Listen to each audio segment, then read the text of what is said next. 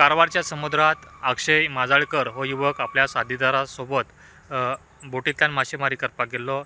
जेन्ना जाळ्यातले मासे काडीत असताना तेका टोळी नावाच्या एका माशान तिच्या पोटाक चावो घेतलो। त्याच तो जखमी जाल्ल्या कारणान तेका कारवारच्या जिल्हा रुग्णालयात उपचारा खातीर दाखल केले। मात्र उपचारा दरम्यान तेजो मृत्यू जाल्याची घटना घडील आसात। तेजो मृत्यू झाल्यानंतर मच्छीमार बांधव आसात कारवारचे ते संतापलेले आसात।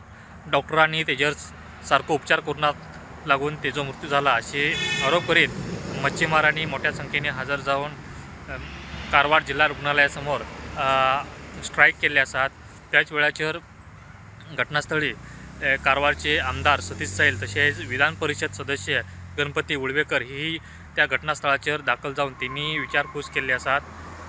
कर्नाटक राज्यातली टोळी या माशान चावून मृत्यू जावपाची ही पहिलीच घटना आसात आणि आमकां आता मिळालेल्या माहितीनुसार जगातली ही 11वी घटना असल्याची माहिती आमकां सध्या प्राप्त झाली आसात। सध्या या प्रकरणाचो तपास तो कारवार पोलीसय करीत आसात। पुरोडंडा खातीर कारवारसून प्रमोद फोंडे।